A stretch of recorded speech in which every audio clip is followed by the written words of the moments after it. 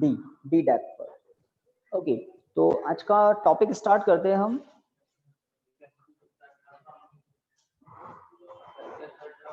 हाँ, थोड़ा बहुत समझाया था ना। लिखिए, Kepler's third law from Newton's law of gravitation।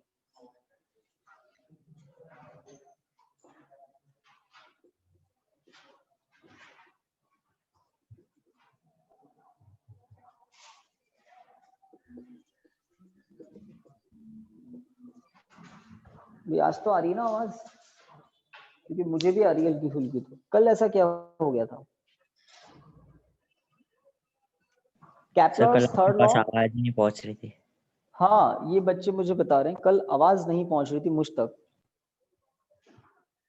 Kepler's third law from Newton's law of gravitation।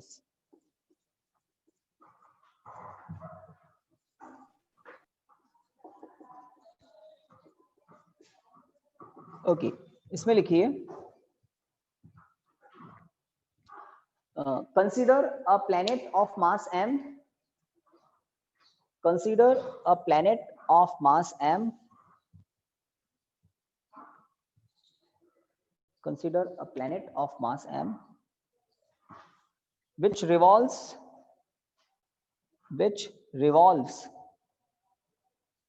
around the sun, which revolves around the sun in a orbit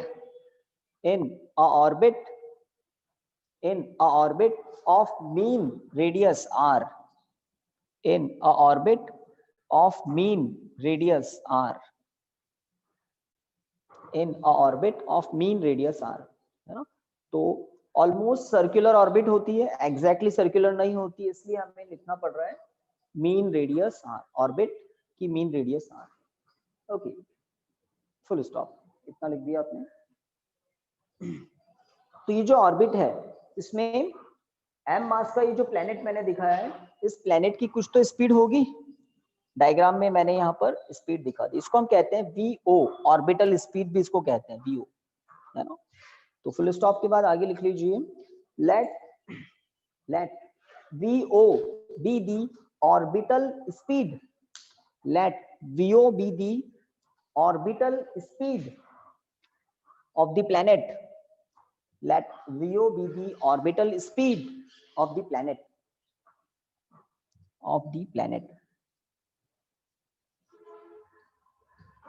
okay। तो इतना लिखने के बाद राइट साइड में आपकी डायग्राम सभी बना ले, फटाफट बना ले, थोड़ा छोटा कर लो सर्कल। इनकी अटेंडेंस ले लो।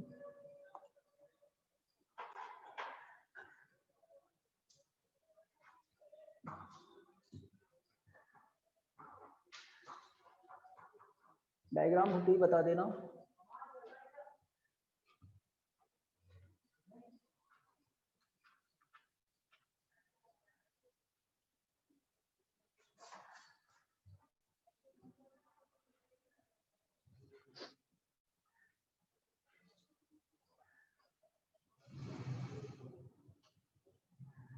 ठीक है,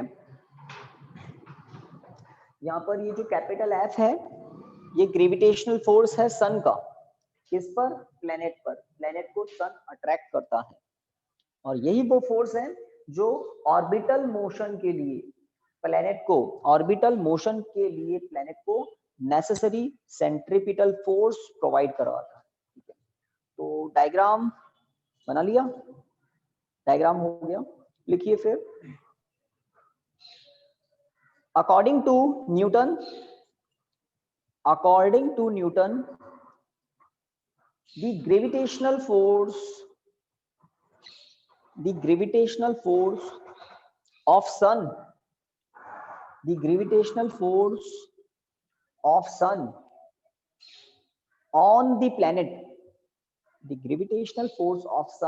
on the planet,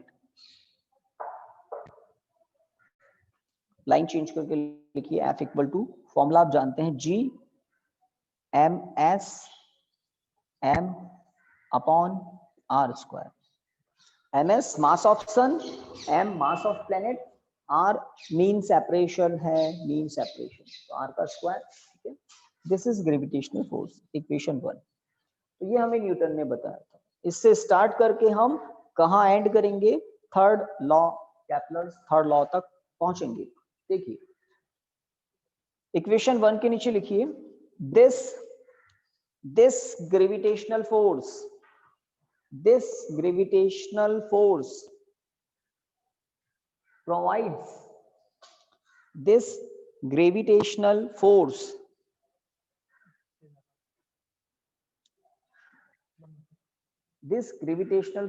provides necessary centripetal force,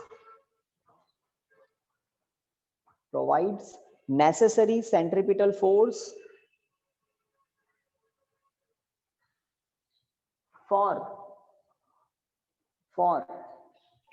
Provide orbital motion. This gravitational force provides necessary centripetal force for orbital motion, for orbital motion to the planet, for orbital motion to the planet. That is m v square upon r equal to f. ये m v square upon r होता है centripetal force. आपको बहुत पहले पता है v square upon r, only v square upon r क्या होता है? Centripetal acceleration. और कैपिटल m क्या है? Mass of the planet. तो इस तरह से आगे बढ़ते हैं हम. v square upon r. Okay, value put कीजिए f की इक्वेशन 1 से. m v square upon r equal to g ms m upon r square. v square equal to क्या होगा? यहाँ v के प्लेस पर vo कर दें क्या? डायग्राम में देखो ना, v के प्लेस पर हमने क्या लिखा है? vo. ऑर्बिटल स्पीड है ना ये, इसलिए कोई दिक्कत नहीं है. v के प्लेस पर vo, ऑर्बिटल स्पीड. हाँ, एक तो m कैंसिल हो रहा है और एक r कैंसिल हो रहा है. सही बात, एक m कैंसिल हो रहा है, एक r कैंसिल हो रहा है. तो मैं ऐसा लिख सकता हूं g ms अपॉन r.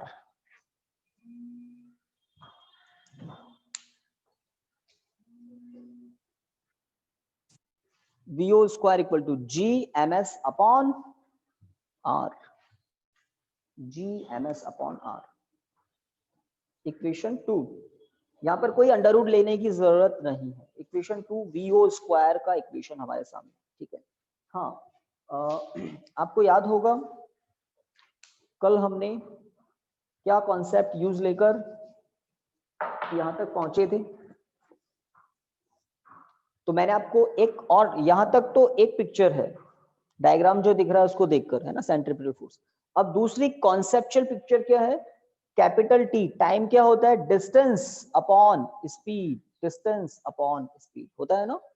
तो प्लैनेट को एक पूरा ऑर्बिट कंप्लीट करने में, एक पूरा साइकिल कंप्लीट करने में जो टाइम लगता है उसको तो हम कहते हैं time period of revolution, time period of revolution. और उस कैपिटल टी टाइम में प्लैनेट कितना डिस्टेंस कवर करता है? 2 pi R. Distance 2 pi R, 2 pi are.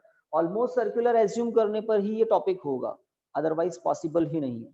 तो 2 पाई आर किस स्पीड से प्लैनेट चल रहा है? ऑर्बिटल स्पीड से. तो डिस्टेंस अपॉन स्पीड क्या होता है? टाइम होता है. तो इक्वेशन 2 के बाद लिखिए, if capital T, if capital T, T capital letter में है ना, if capital T be the time period of revolution, if capital T be the time period of revolution, then if capital T be the time period of revolution, then formula लिख सकते हैं आप, T equal to 2 pi r by VO, distance upon speed. Okay, आपको square करना है. On squaring both side, on squaring both side क्या मिलेगा? T square equal to 4 pi R square upon VO square और स्क्वायरिंग बोथ साइड हो गया। पाई का square करूं 4 पाई स्क्वायर आर स्क्वायर, अब सही है ना। 4 pi square R square VO square, सब कुछ अब ठीक है। सेकंड इक्वेशन को अब यूज लेना है by using equation 2। by using equation 2, t square equal to 4 pi square r square upon g ms upon r। vo square को इसलिए मैंने वहां स्क्वायर में ही है ना, यहीं पर ऐसा ही छोड़ दिया था। तो vo स्क्वायर की वैल्यू यूज ले ली इक्वेशन 2 से। Capital T square equal to 4 pi square upon G ms into R cube. सही बात, r into R square R cube, that is t square is proportional to R cube. Constant terms हैं, 4 constant, pi square constant, capital constant, mass of sun constant, तो t square is proportional to R cube, which is third law of, which is Kepler's third law, ऐसा लिख सकते हैं, which is Kepler's third law, which is Kepler's third law।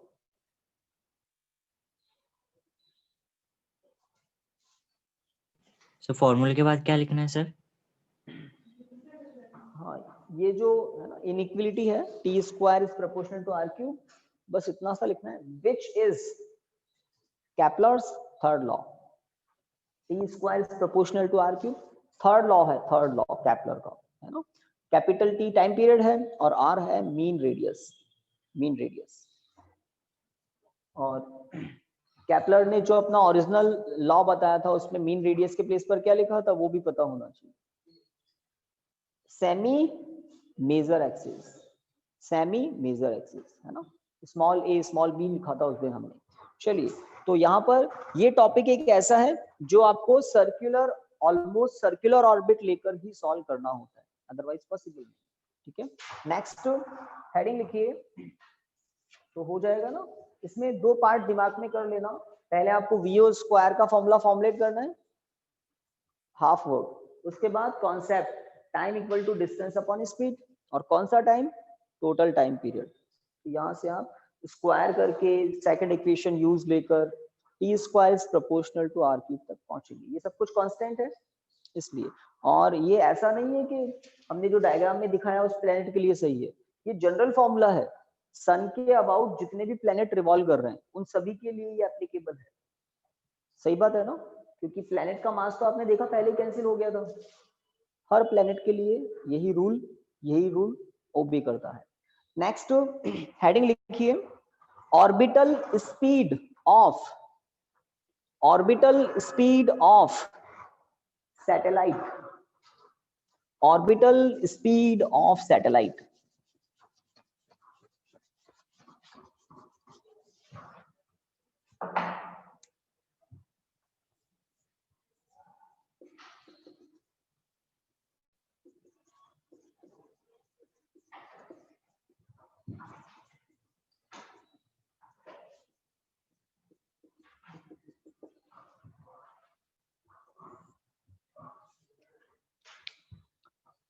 तो अर्थ के कितने satellite हैं?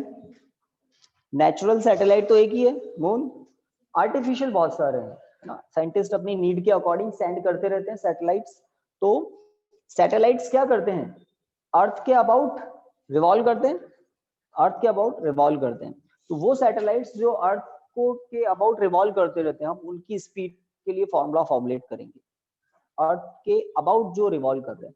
कुछ होते हैं जियो स्टेशनरी सैटेलाइट्स, वो अर्थ किसी स्पेस से देखने पर ऑलवेज स्टेशनरी दिखते हैं। वो अर्थ का जो स्पिन है ना भाई, 24 आवर में तो अर्थ भी स्पिन कर लेती है। जैसे यहाँ पर इस डस्टर से हम बात करते हैं, जैसे इसका फेस आपकी तरफ है, ये मैं धीरे धीरे रोटेट कर रहा हूँ, हो गया उधर घूमकर पूरा रोटेशन करके ये आपके सामने आ गया। अगर इस इंक बॉटल को मैं सैटेलाइट मान लूं, इसके सामने है ये ना, अब अर्थ, इसको अर्थ मान लें डस्टर को, और इसको सैटेलाइट, और ये घूम रहा है और इसके साथ ये इंक बॉटल भी घूम रही है। बट यहाँ पर अगर कोई पर्सन है तो उस पर्सन के लिए इंक बॉटल क्या है, स्टेशनरी। इसको तो इस सैटेलाइट को हम कहते हैं जियो स्टेशनरी सैटेलाइट। इस चैप्टर के लास्ट में हम इसको डिटेल में पढ़ेंगे, थोड़ा सा बताया। तो हम जियो स्टेशनरी सैटेलाइट की बात नहीं कर रहे हैं, हम उस सैटेलाइट की बात कर रहे हैं जो अर्थ के अबाउट रिवॉल्व कर रहे हैं, रोटेशन कर रहे हैं, जो अर्थ के अबाउट रोटेशन करते हुए दिखते हैं। ओके, तो डायग्राम आपको बनाना है। यहाँ पर ये है अर्थ, मास ऑफ अर्थ। ये है कोई सैटेलाइट, सैटेलाइट का मास आप स्मॉल m से लिख दें, और ये vo ऑर्बिटल स्पीड, चलिए f तो हम लिखते हैं, r भी हम लिखते हैं। तो this is orbit of satellite. अब पिक्चर चेंज हो गई है ना, अर्थ के अबाउट सैटेलाइट रिवॉल्व कर रहा है r रेडियस के सर्कुलर ऑर्बिट में vo सर्कुलर स्पीड से, vo ऑर्बिटल स्पीड से।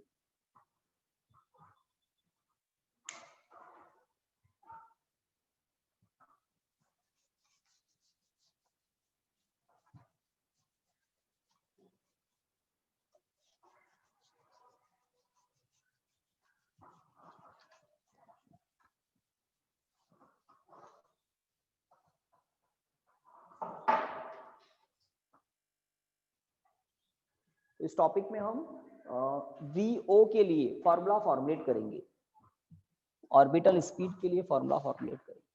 किसी सैटेलाइट की ऑर्बिटल स्पीड और ऑर्बिटल रेडियस और g की वैल्यू जो होती है ना, g का फॉर्मूला तो आपको पता है, g equal to capital G me upon r square. ये r क्या है, अर्थ के सेंटर से ऑब्जर्वेशन पॉइंट का डिस्टेंस। जैसे आपने टॉपिक किया था ना, this is centre of earth, earth के सेंटर से यहाँ ऑब्जर्वेशन पॉइंट था, तो P से O तक का डिस्टेंस हम क्या ले लेते हैं, R। सरफेस से सेंटर तक का डिस्टेंस रेडियस ऑफ अर्थ, और P से अर्थ के सरफेस तक का डिस्टेंस आप ले लेते हैं H। तो H प्लस RE क्या होता है, टोटल डिस्टेंस। सही बात है, H plus RE equal to आप क्या कह सकते हैं, R, है ना। तो ये R क्या है, बहुत दूर दिखाया हमने, अर्थ के सेंटर से ऑब्जर्वेशन पॉइंट P यहाँ पर है, और यहाँ से आपका सैटेलाइट क्रॉस हो रहा है, तो यहाँ तक का डिस्टेंस। तो अर्थ के सेंटर से ये डिस्टेंस है। ओके, और यही ऑर्बिटल रेडियस भी होती है। स्टार्ट करते हैं हम, लिखिए लिखिए, consider a satellite of mass m, consider a satellite of mass m, consider a satellite of mass m revolves around the earth, revolves around the earth with orbital speed v, with orbital speed v in an orbit of radius r, with orbital speed v in an orbit of radius r, small r। तो यहाँ पर मैंने me लिखा है, मास of अर्थ के लिए। चलिए sir in orbit के बाद क्या है, in orbit, in an orbit of radius r, यहीं तक लिखा है, in an orbit of radius r, full stop. ये F क्या है, सेम ग्रेविटेशनल फोर्स, सैटेलाइट का कुछ मास है, अर्थ का कुछ मास है, तो अर्थ सैटेलाइट को अट्रैक्ट कर रही है with some gravitational force F। तो यहां से हम स्टार्ट करें, लिखिए, लाइन चेंज करके लिखिए, the gravitational force on satellite, the gravitational force on satellite due to the earth, sir एक बार रिपीट करना। the gravitational force on satellite due to the earth is given as, बोलिए sir please एक बार repeat करना। Okay, ये तो network तो ठीक है ना। तो डायग्राम के बाद कुछ लिखा, उसके बाद नया पैराग्राफ में बस यही लिखा है हमने, the gravitational force on satellite due to the earth is given as F equal to G MEM upon R square due to the earth. The gravitational force on satellite due to the earth is given as.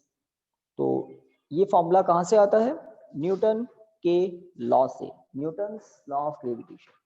Okay, तो small m satellite का मास है, m अर्थ का मास है, r orbital radius अर्थ के centre से satellite का distance. Okay, equation 1 के नीचे अभी जो प्रीवियस टॉपिक किया था ना, वहां का थोड़ा कॉन्सेप्ट काम में आने वाला है। ये फोर्स क्या प्रोवाइड करता है सैटेलाइट को? बिल्कुल ठीक है, this force provides the satellite, है ना, नेसेसरी सेंट्रीपिटल फोर्स। लिखिए फटाफट, दिस फोर्स। तो ये दोनों टॉपिक साथ करना बेटर है, साथ साथ रिवाइज हो रहा है। This force provides necessary centripetal force. This force provides necessary centripetal force. This force provides necessary centripetal force to the satellite for orbital motion. To the satellite for orbital motion. Orbital motion circular motion ही होता है ना, orbital motion, that is. हाँ भाई, तो m VO square upon r equal to f। तो अभी जो प्रीवियस किया था उसमें भी हमने ऐसा किया था, वो था सन और प्लेनेट के लिए, और ये है अर्थ और सैटेलाइट के लिए। ओके, वैल्यू पुट करते हैं, G M E small m upon R square, है ना। एक तो सैटेलाइट का मास कैंसिल हो रहा है, एक R कैंसिल हो रहा है, तो VO square equal to G ME upon R।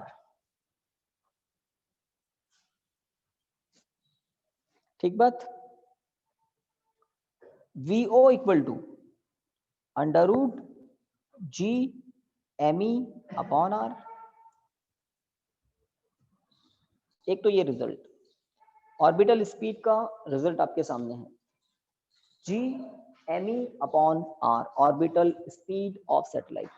तो किसी प्लेनेट के अबाउट सैटेलाइट अगर रिवॉल्व कर रहा है तो उसकी स्पीड किस पर डिपेंड करती है?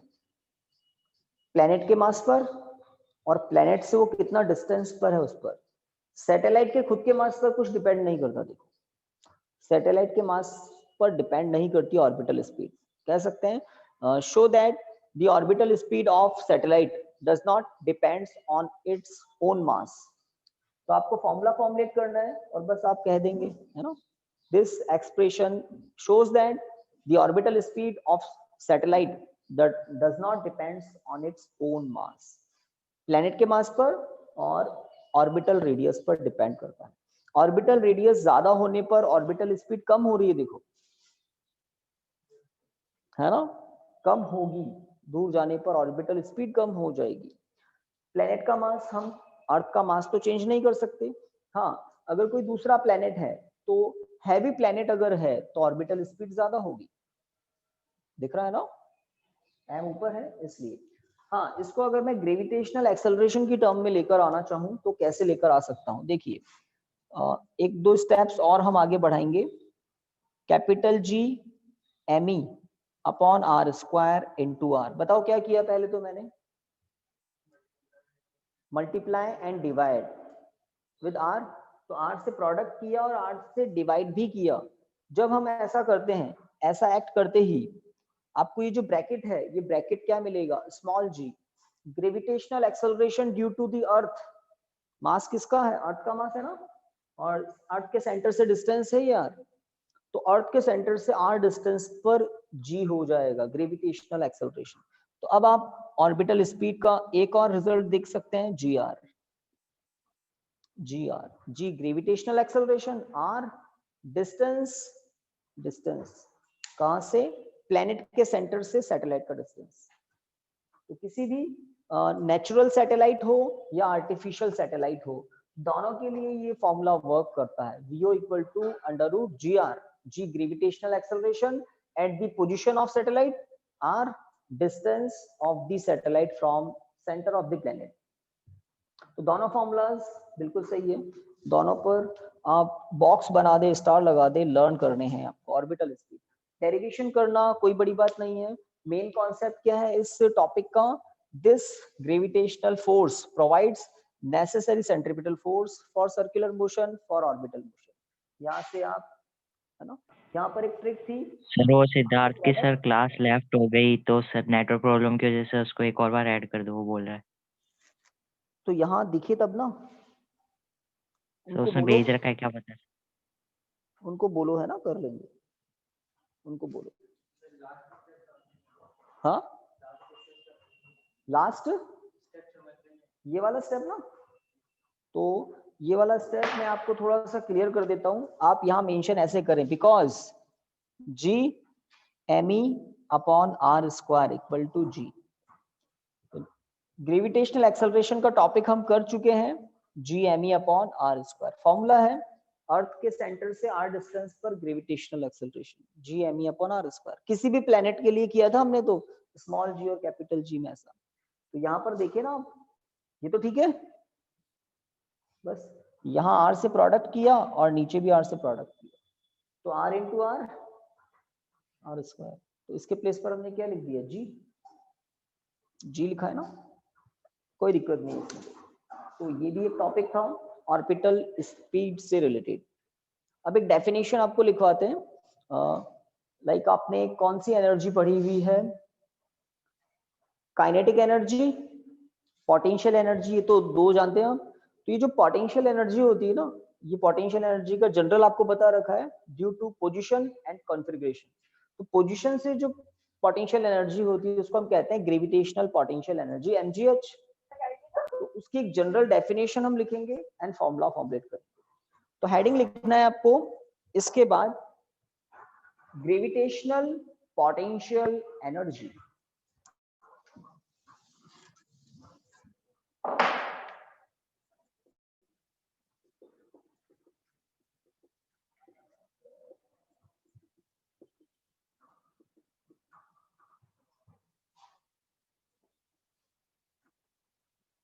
Gravitational potential energy, capital U,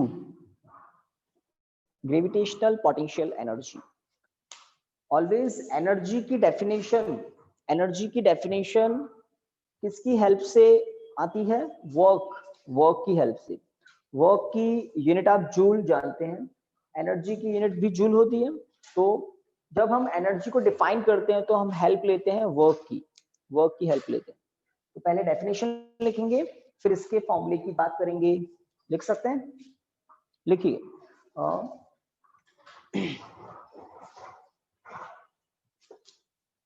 The gravitational potential energy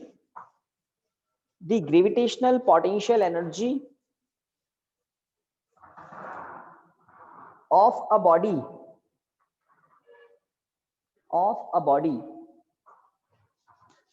at any place. The gravitational potential energy of a body at any place is defined by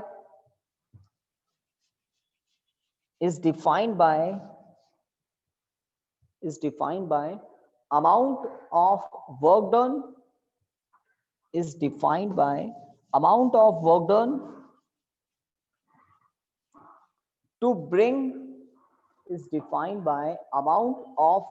done, to bring the body from infinity to that place. is defined by amount of work done to bring the body from infinity to that place. Full stop. तो किसी place पर कोई body है तो उस particular place पर body की एक पर्टिकुलर ग्रेविटेशनल पोटेंशियल एनर्जी होगी। अगर उस बॉडी को किसी दूसरे प्लेस पर पहुंचा दो, प्लेस चेंज हो जाएगा, ग्रेविटेशनल पोटेंशियल एनर्जी चेंज हो जाएगी, है ना। डायग्राम से बात को और समझाते हैं आपको, डेरिवेशन भी है इसमें। Let this is earth, mass of earth ME, थोड़ा सा यहां लिख देते हैं, दिस इज सेंटर। सेंटर से ये एक लाइन मैंने बना दी इंफिनिटी तक, बहुत बहुत दूर तक। इंफिनिटी से किसी बॉडी को हम यहां तक पहुंचाते हैं। एम मास का कोई ऑब्जेक्ट है, बड़ा सा हैवी स्ट्रक्चर, ओ से एम तक का डिस्टेंस है आर। तो इस स्मॉल एम मास की बॉडी की gravitational potential energy capital you क्या होगी, उसका हम फॉर्मूला भी फॉर्मुलेट करेंगे। डेफिनेशन जस्ट मैंने आपको बताई है कि जब ये बॉडी इनिशियली कहाँ थी, इंफिनिटी पर थी। तो जब ये इनिशियली बहुत बहुत दूर, इंफिनिटी तो कुछ भी नहीं होता है, नॉट डिफाइंड, बट बहुत दूर अगर है तो हम उसको नियरली इक्वल टू क्या कह देते हैं, इंफिनिटी। जब ये बॉडी बहुत बहुत दूर है, इंफिनिटी पर है, तब अर्थ का ग्रेविटेशनल अट्रैक्शन फोर्स नेग्लिजिबल होता है, जीरो होता है। वहां से बॉडी को डिस्प्लेस करके कहां पहुंचा दिया, यहां तक, आर डिस्टेंस तक, अर्थ के सेंटर से आर डिस्टेंस तक। तो जो वर्क करना होगा वो वर्क ही किसमें स्टोर हो जाता है, gravitational potential energy. Okay, diagram आप लोगों को भी बनाना है, बनाइए। इंफिनिटी से अर्थ तक का पाथ और बीच में बॉडी ऑफ मास एम।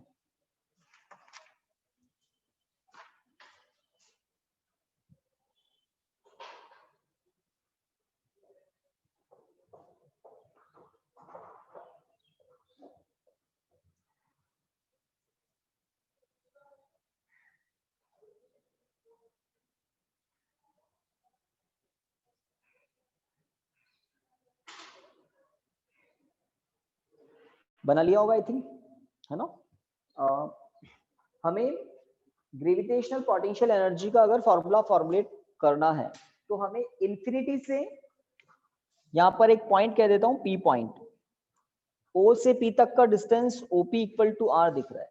तो इंफिनिटी से ऑब्जेक्ट को पी पॉइंट तक पहुंचाना है और बीच में यहां पर हम छोटा सा एलिमेंट ले लेते हैं, डिस्प्लेसमेंट एलिमेंट dx। इस डिस्प्लेसमेंट एलिमेंट dx का, है ना, सेंटर ओ से डिस्टेंस है x। ये एडिशनल काम और ऐड कर दो आप डायग्राम में। इंफिनिटी से p तक के पाथ पर, इंफिनिटी से p तक का जो पाथ है वहां पर बीच में कहीं छोटा सा एलिमेंट है, डिस्प्लेसमेंट एलिमेंट, और इसका एलिमेंट का o से डिस्टेंस, मीन डिस्टेंस x है ना। टाइम बताओ कितना है हुआ, है ना अभी, बिल्कुल। तो अब देखिए, थोड़ा सा एक बार मैं पूरा बता रहा हूँ डेरिवेशन, फिर इसको फेयर करेंगे। तो पहले देख लें, तो 2 बार करेंगे तो आपको सेकंड टाइम जब लिखेंगे तो काफी कुछ दिमाग में इजीली सेट हो जाएगा। तो बात को समझना क्या है, डेफिनेशन को समझना है। हम डेफिनेशन को फॉलो करेंगे। इस कैपिटल यू की डेफिनेशन अभी अभी क्या बताइए, standard definition, the gravitational potential energy of any object at any place is defined by amount of work done to bring the body from infinity at that place. Amount of work done to bring the body from infinity at that place. तो आपको imagine करना है एक process कि ये m मास की जो body है ये इनिशियली कहाँ थी, इंफिनिटी पर, और उसको कहाँ पहुंचा दिया फाइनली, p पॉइंट पर। और जो वर्क होगा, है ना, वो वर्क किसमें स्टोर हो जाएगा, एनर्जी। और वर्क पता करने के लिए हमारे पास एक ट्रिक है, हम इंफिनिटी से पी तक के पाथ पर बीच में कहीं डिस्प्लेसमेंट एलिमेंट dx कंसीडर कर लेते हैं। ये पार्टिकल, एम मास का पार्टिकल या एम मास की बॉडी कभी तो यहां से निकली होगी, इंफिनिटी से पी तक पहुंचेगी तो इसको तो क्रॉस करेगी। तो जब बॉडी dx एलिमेंट को क्रॉस कर रही होगी, उस मोमेंट पर फोर्स कितना होगा, ग्रेविटेशनल फोर्स कितना होगा, जब ये स्मॉल m मास की बॉडी इंफिनिटी से p के, है ना, इंफिनिटी से चलकर कहां पहुंचना चाहती है, p तक, तो जब ये dx को क्रॉस करेगी तो उस मोमेंट पर, जब ये dx को क्रॉस करेगी उस मोमेंट पर अर्थ कितना ग्रेविटेशनल फोर्स अप्लाई करेगा। देख रहे हैं ना, डिवाइड किससे किया है मैंने, एक्स स्क्वायर से, क्योंकि उस मोमेंट पर डिस्टेंस कितना होगा, x। हाँ, इनिशियली x कितना था, इंफिनिटी। इनिशियली बॉडी कहां मान रहे हैं, इंफिनिटी पर। फाइनली x क्या हो जाएगा, हाँ, तो x है वेरिएबल, है ना। तो फोर्स की डायरेक्शन आप बताइए सही की क्या मैंने। जब बॉडी यहां पर होगी, चलिए मैं यहां पर दिखाई देता हूं बॉडी की एक और पोजीशन। जब ये बॉडी यहां पर होगी तब फोर्स की डायरेक्शन, है ना, जब ये बॉडी यहां पर होगी तो फोर्स की डायरेक्शन आपके सामने है। डिस्प्लेसमेंट किस डायरेक्शन में हो रहा है, इसी डायरेक्शन में, इंफिनिटी से p की तरफ हो रहा है ना। फोर्स डिस्प्लेसमेंट सेम डायरेक्शन में है।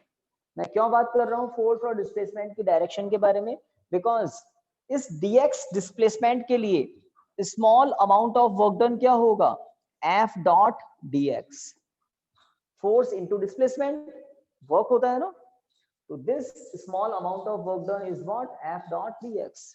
जब डॉट प्रोडक्ट ओपन करते हैं तो क्या आता है, cos थीटा, और वो थीटा कितना होगा, 0 डिग्री। पैरेलल है ना, फोर्स की डायरेक्शन डिस्प्लेसमेंट की डायरेक्शन सेम है, cos 0 1, ठीक है। This is small amount of work done.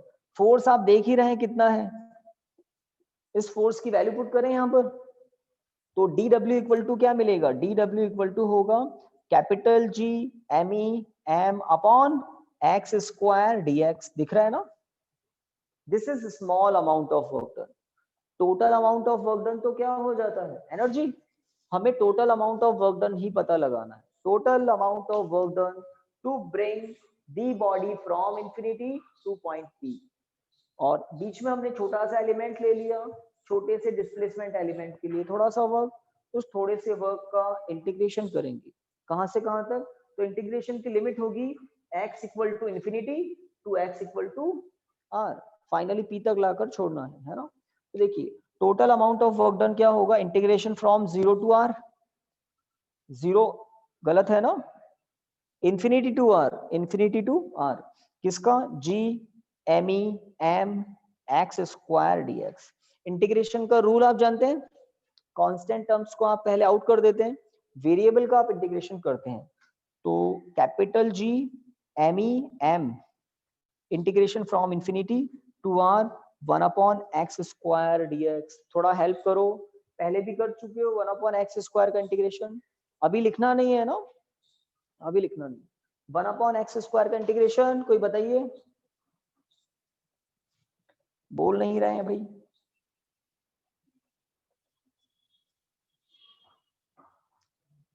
अब तो इंटीग्रेशन करते हैं, -2 + 1 -2 + 1 x की पावर -1 अपॉन 1, है ना, x की पावर -1 मतलब 1 upon x।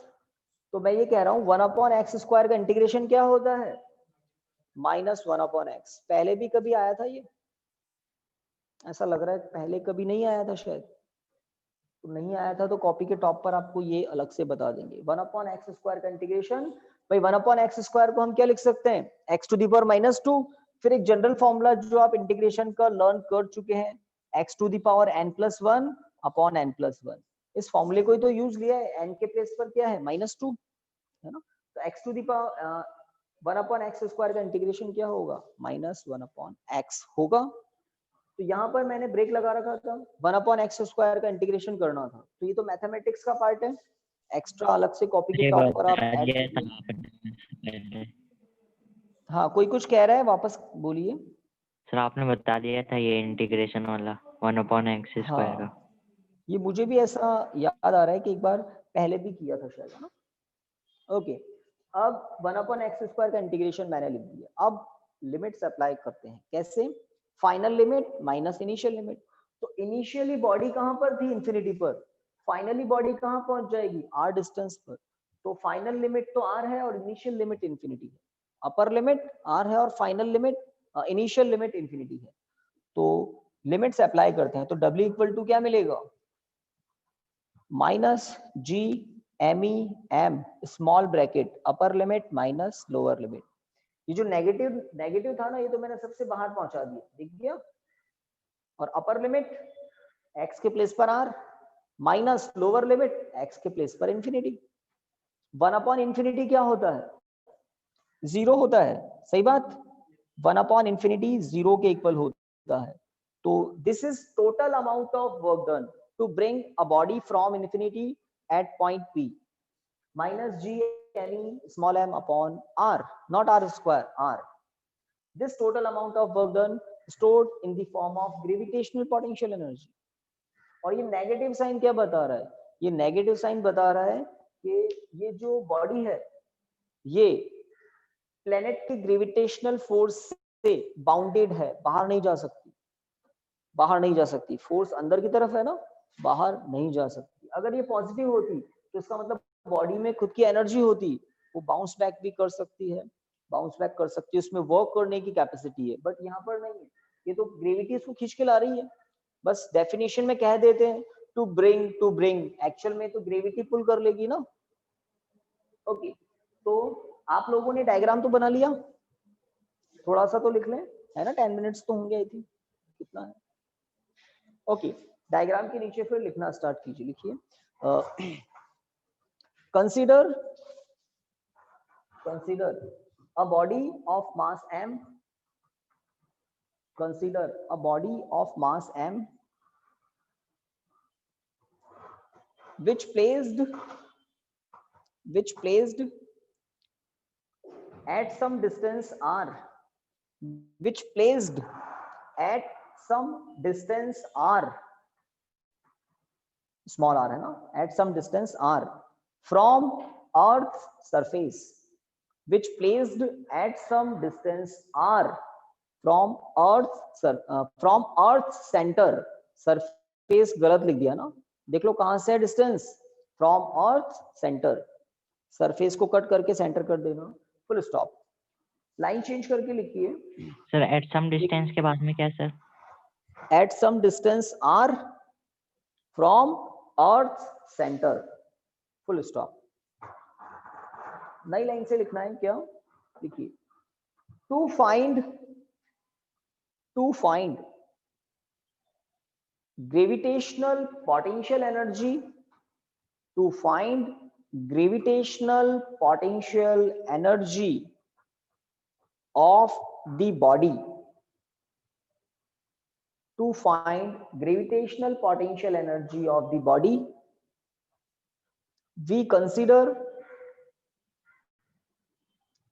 consider a displacement element dx, we consider a displacement element dx on the path, we consider a displacement element dx on the path from infinity to point P, from infinity to point P. Sir displacement के बाद में क्या है sir, We consider a displacement element dx from infinity to point P, between क्या लिखा, on the path है ना, on the path from infinity to point P. तो एक्चुअल में हमारा एम क्या है, ग्रेविटेशनल पोटेंशियल एनर्जी पता लगाना इस बॉडी की, जो कहां पर है, अर्थ के आसपास कहीं है, अर्थ के सेंटर से कितना डिस्टेंस पर है, r डिस्टेंस पर है। और इसका एक मेथड है, उस मेथड को फॉलो करने के लिए, इंफिनिटी से p तक का जो पाथ है उस पर एक छोटा सा डिस्प्लेसमेंट एलिमेंट कंसीडर किया। इस डिस्प्लेसमेंट एलिमेंट का सेंटर से डिस्टेंस क्या है, x, डायग्राम में आपने भी दिखाया होगा, है ना। तो यहां तक लिख दिया सबने, we consider a displacement element dx।